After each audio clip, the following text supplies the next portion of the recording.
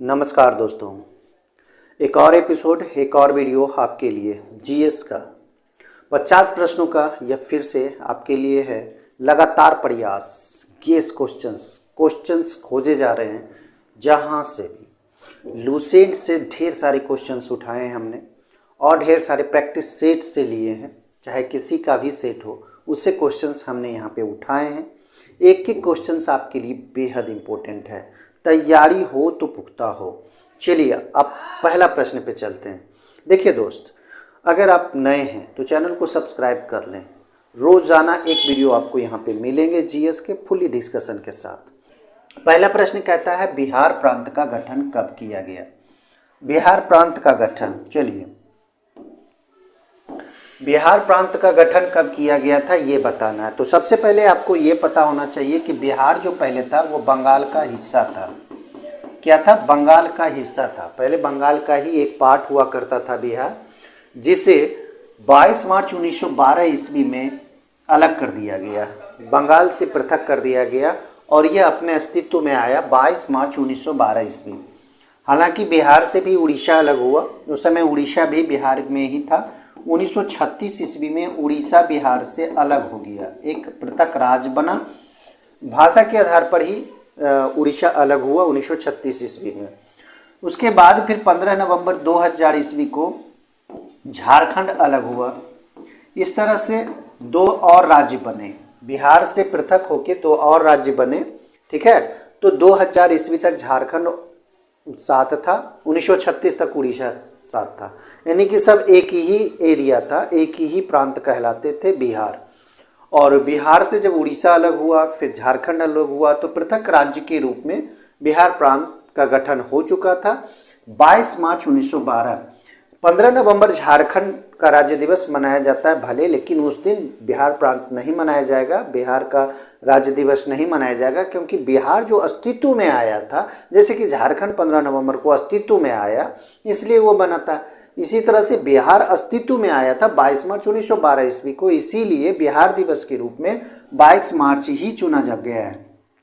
यानी कि बिहार दिवस कब मनाया जाता है, इसे आप याद रखें, ये क्वेश्चंस पूछ दिए जाएंगे। तो 22 मार्च इसका सही जवाब हो जाएगा। ठीक है, 22 मार्च 1912 ईस्वी को बिहार अलग हुआ था। चलिए अगला नंबर देखिए, दूसरा कहता है, गंगा के मैदानी क्षेत्रों की पुरानी कछाड़ी मिट्टी निम्न में से किस नाम से जानी जाती है? कछाड़ी मिट्टी अगर जाने तो कछाड़ी जलोढ़ भी बोला जाता है। तो जलोढ़ मिट्टी हम बता चुके हैं, जलोढ़ मिट्टी को दो भागों में बांटा गया है, एक है खादर और एक है बांगर। ठीक है, खादर बांगर, जलोढ़ मिट्टी कहिए या कछाड़ी मिट्टी कहिए।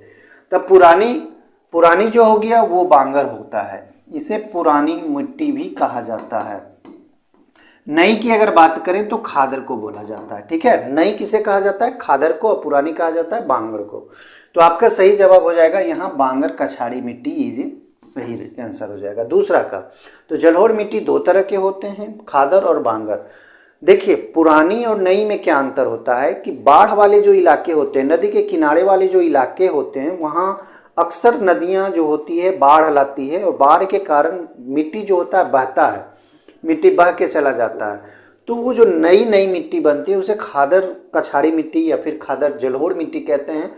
और जो पहले से जहाँ पे बाढ़ उड़ का समस्या नहीं है या फिर नदी कम है, तो वह वहाँ पुरानी जलोढ़ मिट्टी पाए जाते हैं। तो इसको ध्यान में रखना है, खादर और बांगर को। ये कन्फ्यूजन करेगा आपको, तो आप सीधे सीधे जान लें ये पुरानी होगा और ये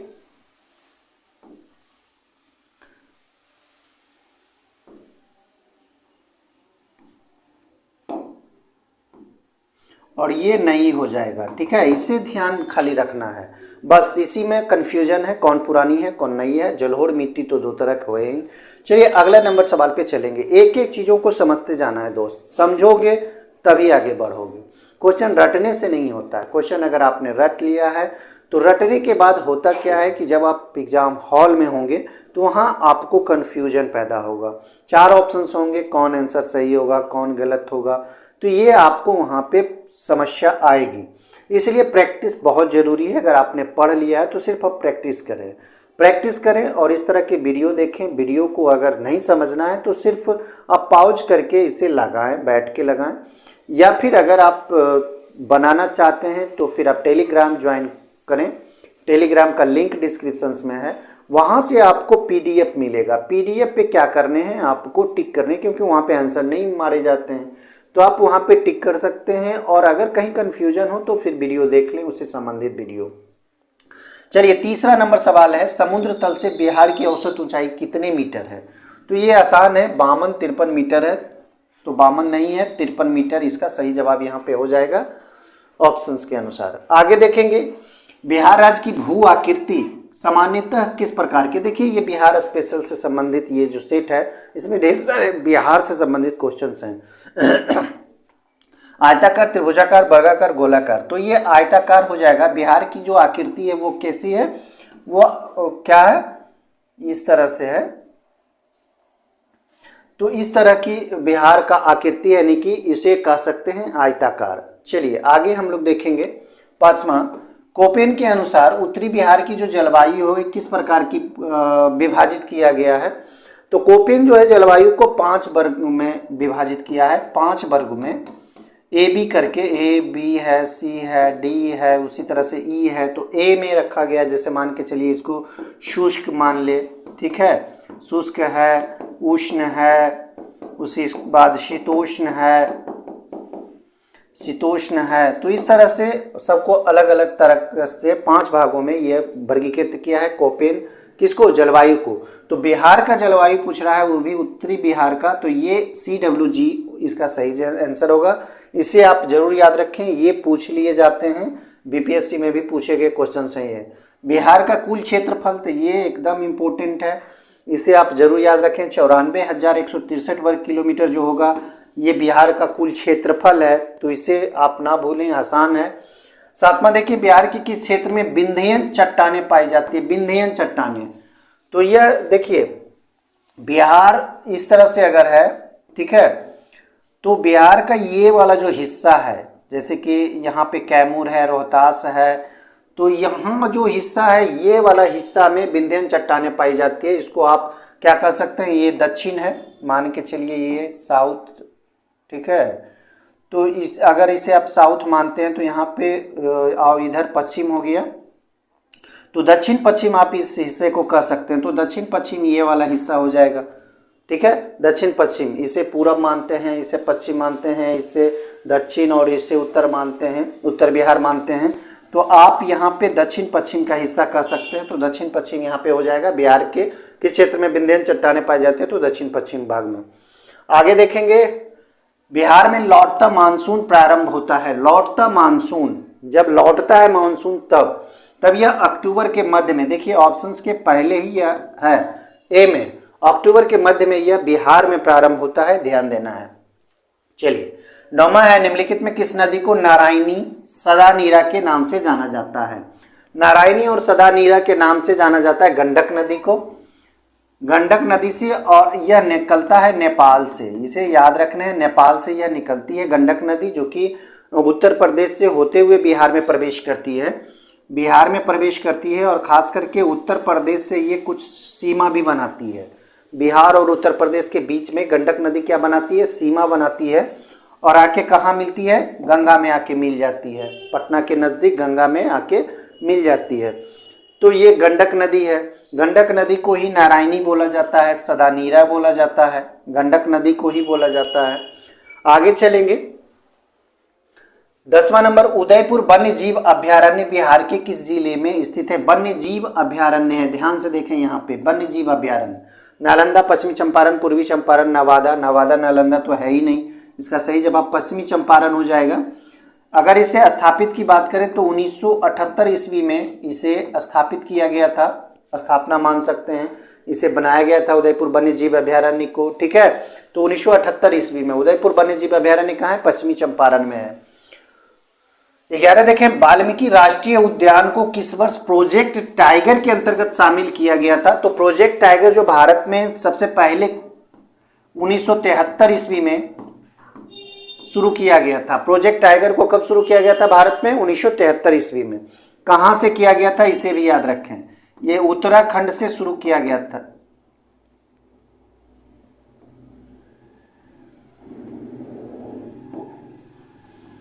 उत्तराखंड से इसे शुरू किया गया था। उत्तराखंड में कौन सा पार्क है, कह सकते हैं नेशनल पार्क या उद्यान कह सकते हैं, तो ये है सबसे पुराना है gym national park, Jim Corbett है, जिम कॉर्बेट है, याद रखना है। जिम कॉर्बेट का हालांकि नाम बदल दिया गया है। तो 1973 ईस्वी में उत्तराखंड के जिम कॉर्बेट नेशनल पार्क से सबसे पहले प्रोजेक्ट टाइगर को लॉन्च किया गया था। और अगर वाल्मीकि राष्ट्रीय उद्यान की बात करें तो इसकी स्थापना भी हुई थी 1978 ईस्वी में।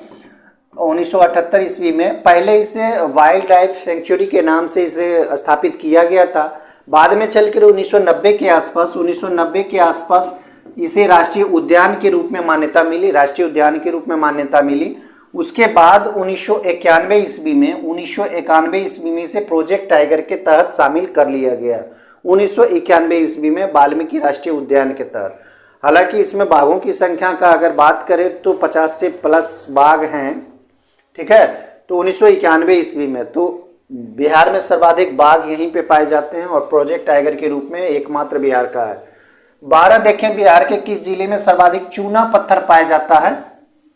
अभी हमने बताया था विंध्यन चट्टान की चर्चा किया था कि यह पश्चिमी और दक्षिण कोना पर है, यानी कि बिहार का दक्षिणी पश्चिमी हिस्सा में ये सारी चट्टानें पाई जाती है।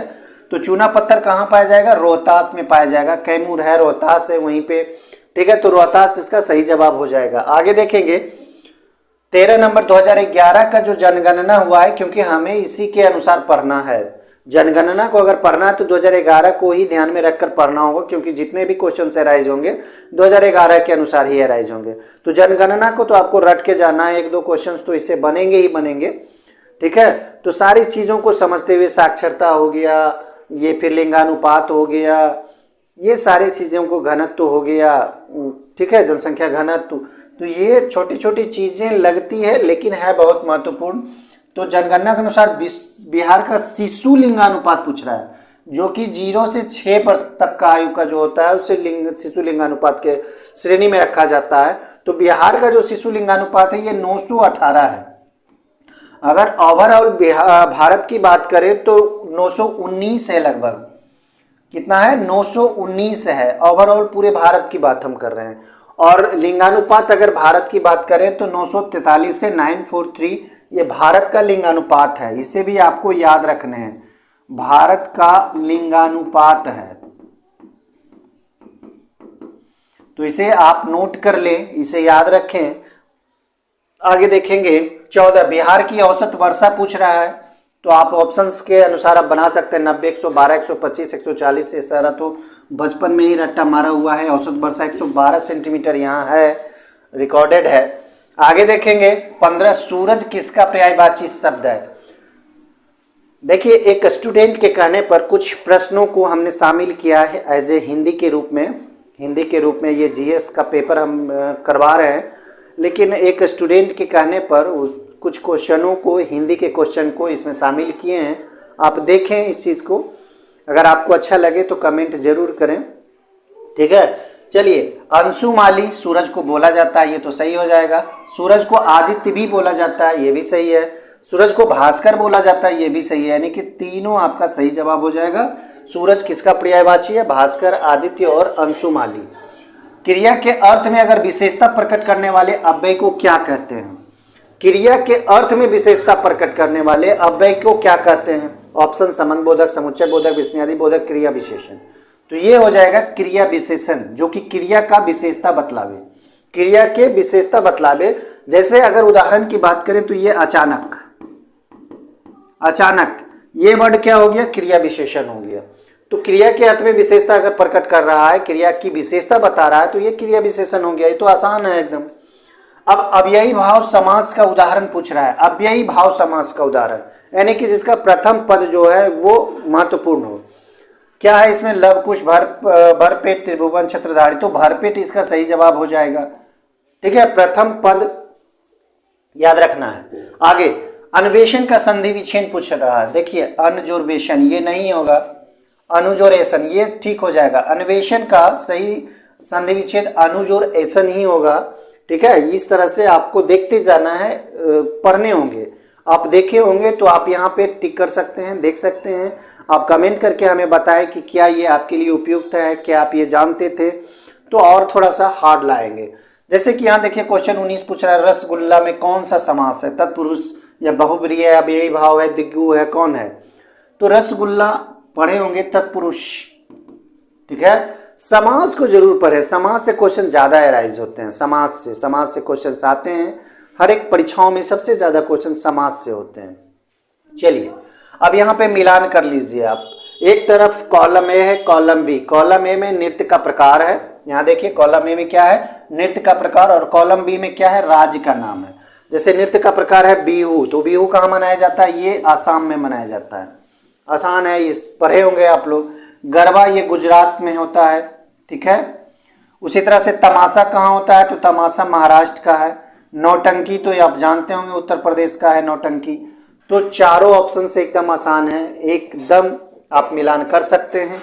इसमें एक भी दो भी अगर गलत हुआ तो आप समझ नहीं सकते हैं कि आपका सही नहीं बनेगा। देखिए टाइगर वुड किस खेल से संबंधित है, tiger would golf, hockey, polo, badminton. तो ये गोल्फ से संबंधित खिलाड़ी हैं टाइगर वुड, ठीक है। 22 नंबर सवाल देखेंगे। 22 कहता है इंडिया ऑफ माय ड्रीम्स, ये पुस्तक है, इसके लेखक कौन है?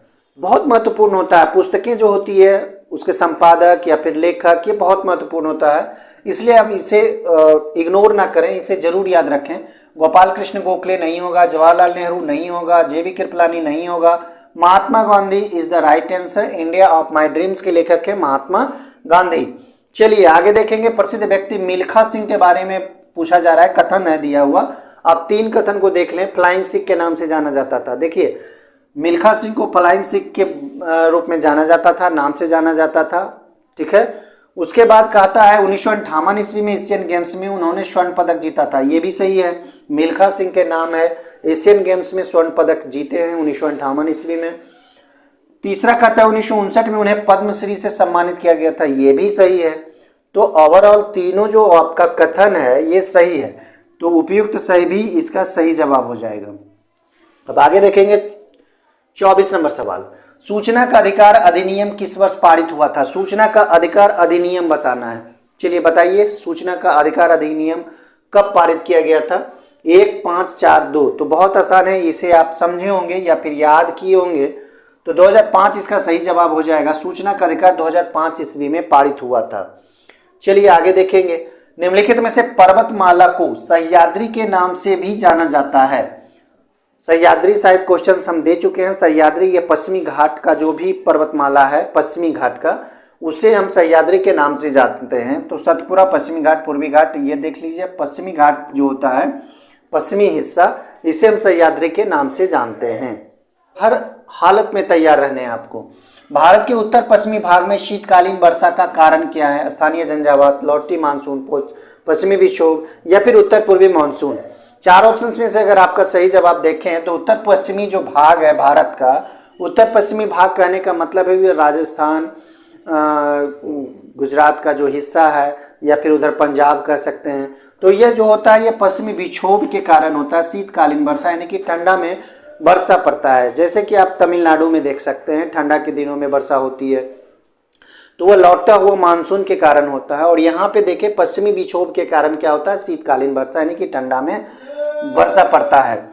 अब आगे देखेंगे 27 नंबर। प्रसिद्ध जुल्लू जनजाति किस देश से संबंधित है? तो जुल्लू जनजाति ये जियो से संबंधित प्रश्न है, विश्व भूगोल इसे कह सकते हैं। पाकिस्तान, दक्षिण अफ्रीका, भारत और चीन। तो जुल्लू जनजाति जो है ये दक्षिण अफ्रीका से संबंधित है। ये जनजाति दक्षिण अफ्रीका में पाए जाते हैं, अधिकतर ज्यादातर यहीं पाए जाते हैं।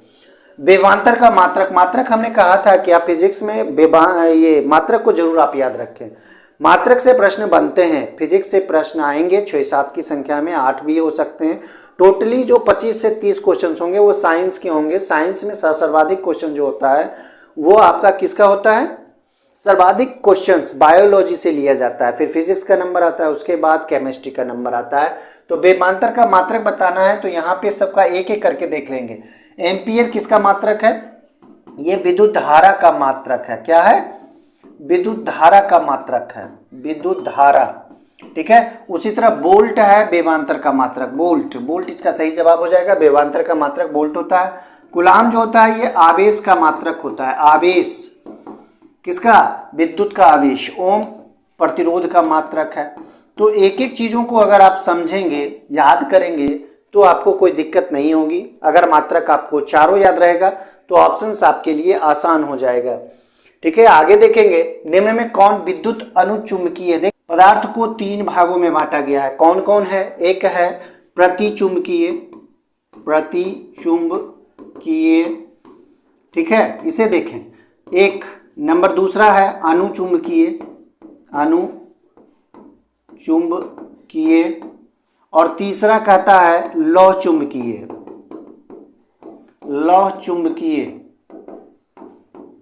तो फिजिक्स में इस चीज को जरूर आप ध्यान दें, 3 वर्गों में बांटा गया है इसे, प्रतिचुंबकीय, अनुचुंबकीय, लौह चुंबकीय। अब यहाँ पे देखें निकेल, कोबाल्ट, क्रोमियम, ये तीनों जो है ये लौह चुंबकीय का उदाहरण है, लौह चुंबकीय का ये उदाहरण है तीनों।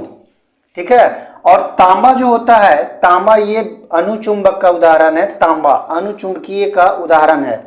इसलिए 3 आपके लौह चुंबकीय हो गए, तो तांबा आपका सही जवाब हो जाएगा 29 का डी। अब देखेंगे 30 नंबर, कौन प्रतिचुंबकीय है। प्रतिचुंबकीय भी हम बताए हैं यहाँ पे।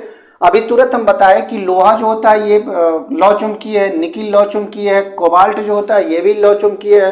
तो आपका सही जवाब हो जाएगा बिस्मथ, बिस्मथ इसका सही जवाब हो जाएगा। ठीक है, प्रतिचुंबकीय कौन आ जाता है, बिस्मथ आ जाता है, जबकि लोहा, निकिल, कोबाल्ट अभी हमने बताया यह लौह चुंबकीय का उदाहरण है। ठीक है, अनुचुंबकीय का उदाहरण क्या बताए थे हम, तांबा हो गया, एल्युमिनियम हो गया, वो अनुचुंबकीय का उदाहरण है। प्रतिचुंबकीय का जैसे बिस्मथ है। आगे देखेंगे, एक भारी नाभिक के 2 हल्के नाभिकों में टूटने की प्रक्रिया को कहते हैं। अगर आप इसको पढ़े होंगे तो बहुत इजीली आप इसे बना सकते हैं। देखिए, अगर टूट रहा है तो विखंडन हो रहा है, तो विखंडन किसे कहेंगे, नाभिकीय विखंडन। नाभिक का टूटना, नाभिकीय विखंडन, नाभिक का टूटना, नाभिकीय विखंडन। जैसे कि परमाणु होता है, परमाणु नाभिकीय विखंडन के सिद्धांत पर काम करता है। ठीक है, याद रखना है इस चीज को। आगे देखेंगे 32, 2 हल्के नाभिक मिलकर भारी नाभिक का निर्माण करते हैं, तो इस प्रक्रिया को क्या कहते हैं, यह बताना है, इस प्रक्रिया को क्या कहते हैं।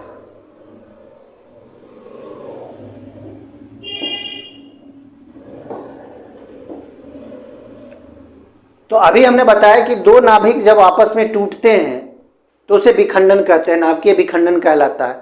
लेकिन जब 2 नाभिक आपस में जुड़ जाते हैं तो ऐसी प्रक्रिया को हम लोग संलयन कहते हैं, यानी कि नाभिकीय संलयन इसका सही जवाब होगा।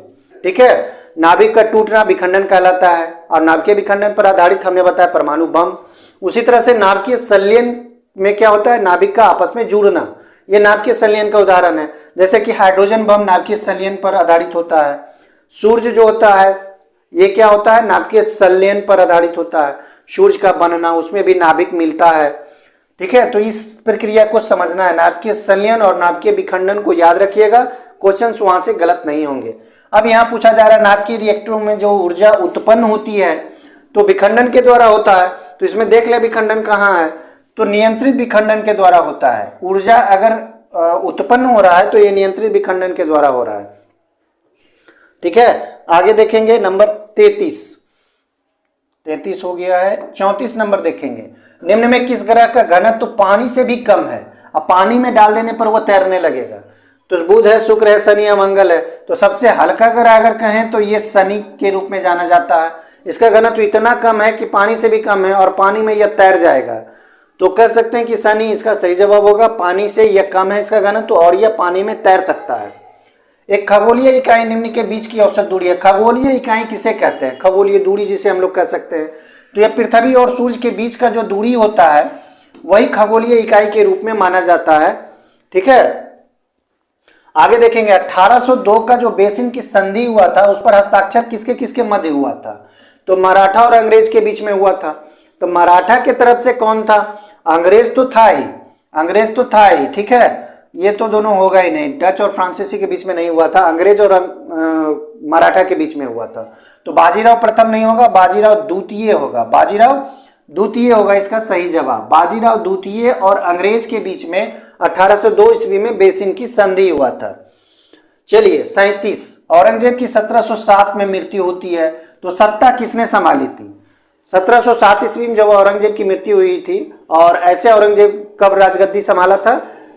1658 ईस्वी। इसे भी आपको याद रखना है।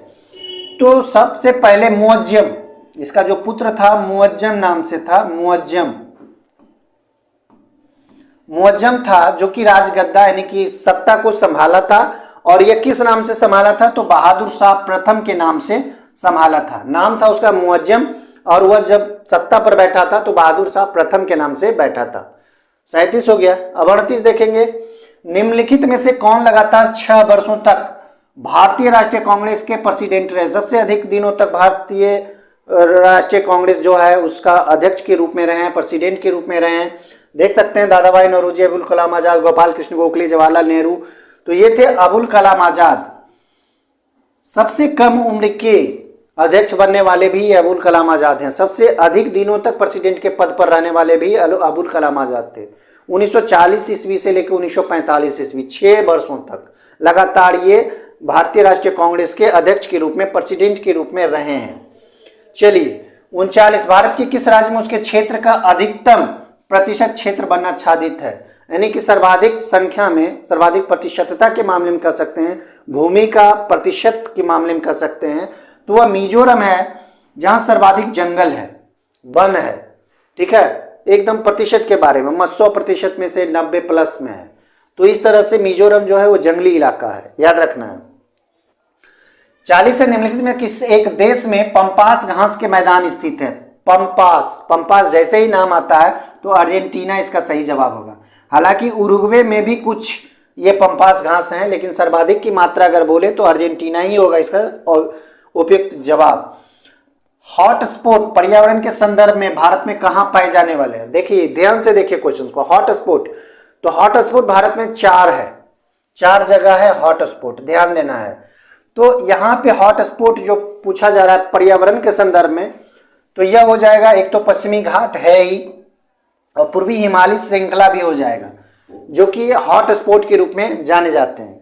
चलिए, फिरोज तुगलक द्वारा स्थापित दीवाने बंदगान किसे कहा जाता था, किससे संबंधित था? वित्त विभाग, सैन्य विभाग, दास विभाग, न्याय विभाग। 4 ऑप्शन हैं आपके, 4 ऑप्शन में से आप देखें दास विभाग से, बंदगान जो था वो दास विभाग से संबंधित था। अगला देखेंगे 43 नंबर, भारत संविधान को कितने भागों में विभाजित किया गया है? भारतीय संविधान जो बना है, तो देखिए सबसे पहले जब संविधान बना था तो 8 अनुसूची थी, 8 अनुसूची, ध्यान से देखें आप। और भाग कितने थे? 22 भाग थे। भाग कितने थे? 22 भाग। 395 धारा थी। अनुच्छेद भी इसको कह सकते हैं, अनुच्छेद 395। देखिए ढेर सारे संशोधन हुए हैं, अनुसूची बढ़ के हो गया 12, धारा भी 400+ हो गया। ठीक है, ये अनुच्छेद भी बढ़ के कितना हो गया? 400+। लेकिन कितना भी यहाँ पे संशोधन हुए हैं, लेकिन भाग 22 के 22 रहे। कितना रहा है? 22 का 22 ही रहा है। इसमें संशोधन करने के बाद भी भाग इधर उधर नहीं हुआ है। तो अभी भी भारतीय संविधान को कितने भागों में विभाजित किया गया था या है? तो ये 22 भागों में हो जाएगा इसका सही जवाब। ठीक है, अभी भी 22 भाग में ही है। चलिए, सूची 1 है, 2 है, इसको क्या करना है? मिलाना है। एनीमोमीटर संबंधित है, देखें ध्यान से देखें, भूकंप से संबंधित नहीं होगा, वायुमंडलीय दबाव नहीं होगा, वायु, हाँ ये एनीमोमीटर हो जाएगा वायु वेग से संबंधित। उसी तरह सिस्मोग्राफ जो होगा ये भूकंप को नापता है। बैरोग्राफ ये हो जाएगा वायुमंडलीय दाब को मापता है। हाइग्रोमीटर तो आर्द्रता मापता ही है, वायुमंडल में जो आर्द्रता होती है उसे हाइग्रोमीटर के मापा जाता है। चलिए आगे फिर एक सूची आया है, यहाँ पे इसे मिलान करना है सूची 1 से सूची 2 को। यहाँ भी कुछ यंत्र हैं जिसको यहाँ पे मिलान करना है शरीर के अंग से। तो ऑडियोग्राम जो होता है ये कान से संबंधित है, ऑडियोग्राम। ईसीजी इलेक्ट्रोकार्डियोग्राफ जो होता है वो हृदय यानी कि स्पंदन को यह चेक करता है। ईईजी या मस्तिष्क को चेक करता है, ईईजी। ठीक है, उसके बाद मैमोग्राम बचता है तो ये भक्ष हो जाएगा। एक एक चीजों को अगर आप समझते हैं तो इस तरह के प्रश्न एकदम आसान लगेंगे। बिहार में वाल्मीकि नगर के निकट जो निकाली गई नहर है उसका नाम पूछ रहा है। देखिए फर्स्ट टाइम इसका नाम है गंडक परियोजना नहर। इसका क्या नाम है? गंडक परियोजना नहर। अब आगे देखेंगे अक्षों, त्रों, अर्घ्यों, ये तीन कौन सा व्यंजन है? तो देखिए इसका ऑप्शन ए ही इसका सही जवाब हो जाएगा। इसे संयुक्त व्यंजन के रूप में जाना जाता है। अक्षों, त्रों, अर्घ्यों ये संयुक्त व्यंजन हो गए। ठीक है, आप पढ़े होंगे वर्ण, वर्ण स्वर वर्ण पढ़े होंगे, व्यंजन वर्ण पढ़े होंगे, उसमें संयुक्त वर्ण भी होते हैं। नाक कौन सा शब्द है? नाक, नाक कहने का मतलब एक ऐसा शब्द जिसका कोई ना कोई अर्थ, अगर आप उसे तोड़ेंगे तो कोई ना कोई अर्थ नहीं निकले, निकले नहीं निकले, तो उसे हम लोग क्या कहेंगे? ये वैसा शब्द है, जैसे नाक है, कान है, तो ये क्या बनेगा? जैसे नाक है तो नाक को अगर हम तोड़ देंगे तो ना हो जाएगा, अब क हो जाएगा, तो नो और क ये कोई अर्थ ही नहीं बताता है, इसलिए ये रूढ़ शब्द कहलाते हैं। ये क्या कहलाते हैं? रूढ़ शब्द कहलाते हैं। याद रखना है, नाक है, कान है, इसी तरह के शब्द होंगे जो कि कोई अर्थ नहीं बताएगा, अगर आप उसे तोड़ेंगे तो कोई अर्थ नहीं बताएगा। उसी तरह से योग रूढ़ अगर आप बात करें या फिर यौगिक बात करें, यौगिक को हम पहले समझ लें, तो यौगिक क्या करता है कि दो उपयुक्त शब्द एक साथ जुड़ते हैं। ठीक है, दो शब्द जब आपस में जुड़ते हैं और कोई अच्छा अर्थ निकलता है तब उसे यौगिक कहते हैं। जैसे हिमालय है, ठीक है, हिम है, आलय है, दोनों मिला तो क्या हो गया? हिमालय हो गया। और अगर आप उसे तोड़ते भी हैं तो कुछ ना कुछ अर्थ निकलता है, तो उसे यौगिक की श्रेणी में रखे जाते हैं। तो इस तरह से आपको पढ़ने हैं, हिंदी हो या कुछ और वर्ड, हर चीज को आपको समझना है, सिर्फ रट्टा नहीं मारना। समझ लेंगे तो आपको कहीं भी कैसे भी क्वेश्चन होंगे आप बना देंगे। अब देखिए यहाँ नवयुवक कौन सा समास है? समास से फिर क्वेश्चन है यहाँ पे, तो यह दिगु द्वंद्व हो जाएगा, बहुब्रीहि कर्मधारय। ये चार ऑप्शंस में से आपका कर्मधारय जो होगा ये सही जवाब हो जाएगा। समास जरूर पढ़ें, समास। आगे देखिए 50 पाप पुण्य कौन सा समास है? बहुत आसान है, ये द्वंद्व बता रहा है, पाप पुण्य रात दिन, है ना। तो इस तरह से अगर क्वेश्चन आए तो ये द्वंद्व समास हो जाएगा सही जवाब। तो आज का क्लास दोस्तों यहीं पे समाप्त होता है।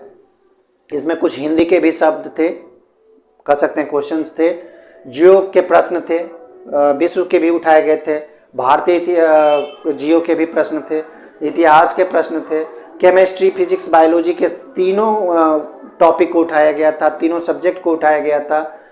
तो कह सकते हैं कि यह मिला जुला था जियो का प्रश्न, ये कह सकते हैं कि मिला जुला जीएस का फुल्ली या डिस्कशन जो चला, क्लास चला। फिर कल एक और वीडियो के साथ हाजिर होंगे। लार दुलार दें, इस वीडियो को ज़्यादा से ज़्यादा शेयर करें, और हाँ दोस्तों, फोड़ना है। जय हिंद।